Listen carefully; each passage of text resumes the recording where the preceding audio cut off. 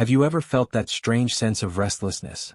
A quiet discomfort that follows you even on days when everything seems fine? You wake up, go about your day, talk to people, smile, laugh, but deep down there's something there. A hollow feeling. A tension you can't quite name. As if you're waiting for something but you don't even know what it is.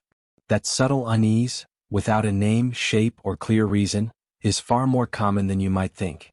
It's like a whisper drowned out by the constant noise of modern life. And that's exactly what makes it so dangerous. Because when pain screams, you seek help. But when it only whispers, you learn to ignore it. And so, it grows inside you. It turns into exhaustion, into a sadness that has no cause, into anxiety attacks that seem to come out of nowhere. That quiet discomfort is often your soul trying to say, "Hey, something's wrong. I'm still here. Please listen." Is the self, what Jung called the true center of your being, sending signals that parts of you are being ignored. And the more disconnected you become from who you really are, the louder this discomfort grows. The problem is, in the rush of daily life, most people never stop to listen. They fill the silence with distractions. Endless scrolling, overworking, compulsive consumption.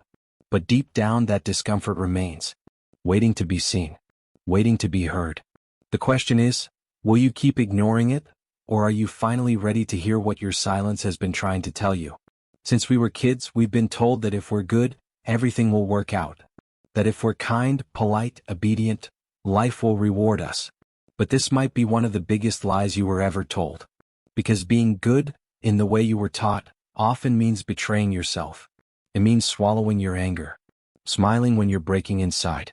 Saying yes when everything in you is screaming no. And here's the hard truth. The world doesn't reward people who just try to please. The world responds to truth. To authenticity. To inner strength. The person who lives only to be good, in the eyes of others, will inevitably end up exhausted, resentful, and invisible. And the worst part? Even when you give your all, even when you sacrifice yourself, you'll still be judged. Still be rejected. Still be forgotten. Because the problem was never a lack of goodness, but a lack of boundaries. Jung once said, "He who looks outside dreams, but he who looks inside awakens." An awakening means realizing that being good is not enough. You have to be whole. With your light and your shadow. You must learn to say no with clarity. To stand your ground. To stop shrinking yourself to fit into someone else's idea of who you should be. Only then do you stop being merely good, and start being real. And it's in that truth that the real transformation begins. You believe you're making your own choices. That you're free to decide who you are and what you want in life. But the truth is, little by little, almost without noticing, you are being shaped. Silently. Invisibly. From the moment you wake up, you are flooded with messages telling you what to think, how to feel, what to desire. Social media shows you what success looks like. Movies and shows define for you what love, bravery, and happiness are supposed to be. Even your fears, many of them aren't truly yours. They were planted in you. It's as if you're living inside an invisible box, with walls made of expectations, comparisons, and silent judgments. And the more you try to fit in, the more disconnected you become from your true self. Modern society doesn't want you to think for yourself. It wants you to follow the system. To consume. To conform. Jung warned us that true freedom begins the moment you recognize this invisible prison. When you start asking yourself what's really yours, and what was placed inside you. Your personal revolution doesn't begin with a fight. It begins in stillness. In the moment you pause, observe, and dare to ask, who am I really behind everything they told me I should be? That's when your mind stops being a reflection of the world, and becomes a mirror of your soul. Carl Jung didn't believe in right and wrong in the traditional moral sense. For him, what was truly unacceptable wasn't what society condemned, but what disconnected us from our soul. Jung understood that some behaviors quietly sabotage our inner evolution, and the worst part? They're often seen as completely normal. One of these behaviors is the denial of the shadow. Pretending we don't feel envy, anger, or hunger for power, when in reality these impulses are alive and repressed deep within us. Jung saw this as dangerous because what we repress doesn't disappear. It just grows stronger in the dark corners of our unconscious. Another toxic behavior is blind conformity, following the crowd without question, repeating ideas without reflection, living an entire life trying to fit in. For Jung, this meant betraying your individuality, living not as a voice but as an echo. He also distrusted excessive rationality, when we use logic to smother our emotions, to ignore our dreams, the synchronicities, the subtle signs of the soul. Modern man, Jung warned, suffers because he has lost touch with the symbolic, the mysterious, the invisible. And maybe by recognizing these patterns, you'll realize the biggest revolution isn't changing the world outside, but healing the silent chaos that's been unfolding inside you every single day. The most dangerous kind of emotional manipulation doesn't shout, doesn't threaten, doesn't come with obvious control. It wears the mask of care, of worry, of affection. It sounds like, "I just want what's best for you," when in reality it's all about control. Or, "I do everything for you," when what's underneath is guilt. When someone says they love you, but places invisible conditions on that love, they're teaching you to shrink yourself in order to keep their affection. It's the kind of love that demands you become small enough to fit inside someone else's expectation. Jung warned that many relationships become toxic not because of a lack of love, but because of an overload of projection. When someone projects onto you what they wish they were, or what they wish they had, the relationship becomes a battlefield of the psyche. You stop being yourself and start playing the role the other person needs. Slowly, that erodes your identity. Emotional manipulation can come from partners, parents, friends, and the scariest part? It can come from you. When you guilt yourself for not being perfect, when you punish yourself for feeling what you feel, you're repeating the same internal pattern of domination. Real love doesn't trap, doesn't demand, doesn't silence. It sets you free. But before you can find that love out there, you'll have to unmask the emotional theater you've been taught to call affection. There's a subtle form of violence that many laugh along with, but few notice the wounds it leaves inside. It's humiliation dressed up as a joke. That harmless teasing that exposes your pain, your fears, your story, and everyone laughs, including you, so you don't look weak. But inside something cracks. Shame steps in, and you start to wonder if maybe you're just being too sensitive, too dramatic. That's how the cycle repeats. A joke here, a jab there, until your identity is reduced to a punchline. Jung said that every shadow we deny eventually returns as fate, and cruel humor is a collective shadow we've normalized.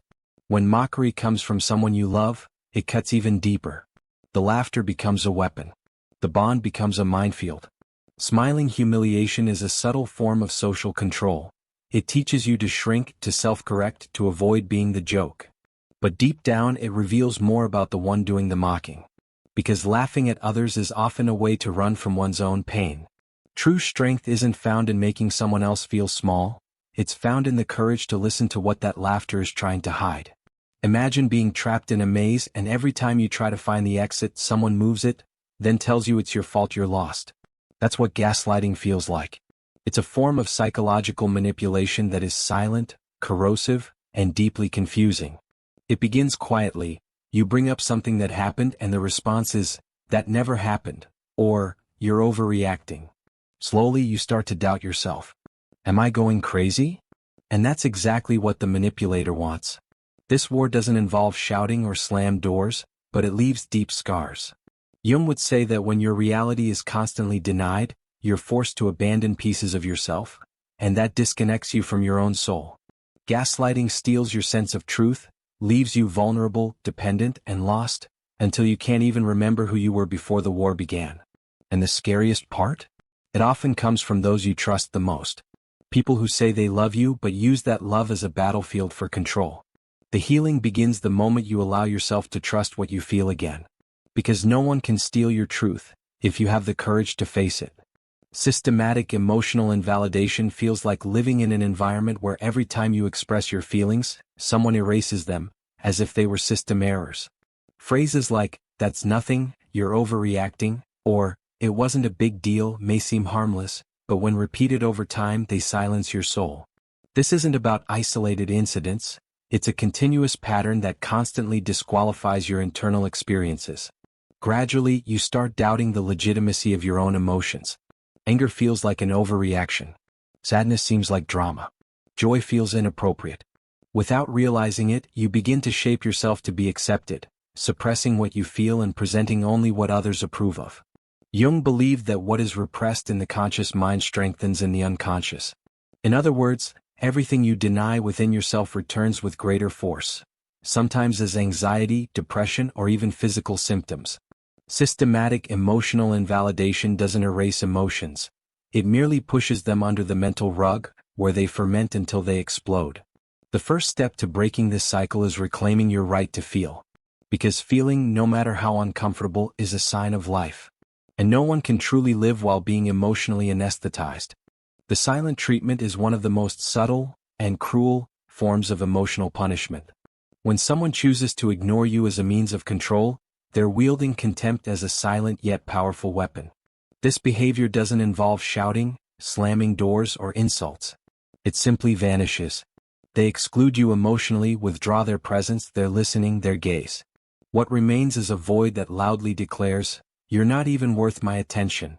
This tactic is often used to manipulate, punish, or emotionally weaken the other person. Instead of resolving conflicts through dialogue, silence becomes an invisible battlefield where the other suffers alone, trying to understand what they did wrong. Carl Jung saw contempt as a form of shadow projection. Those who show contempt are actually fleeing from aspects of themselves they cannot accept.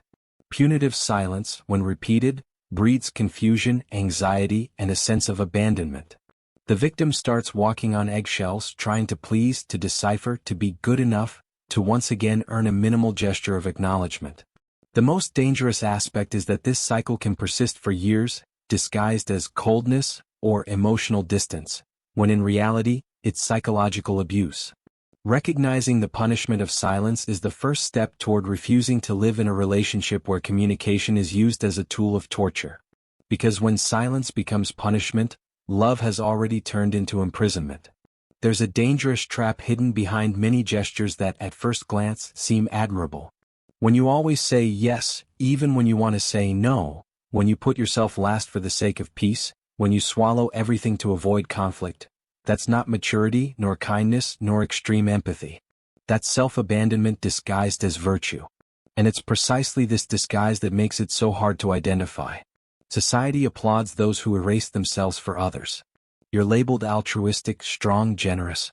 But deep down, what's happening is a systematic abandonment of self. You stop listening to your intuition, suppress your boundaries, swallow your truth, all in the name of a distorted ideal of love or spirituality. Carl Jung said that what you don't bring into consciousness controls you.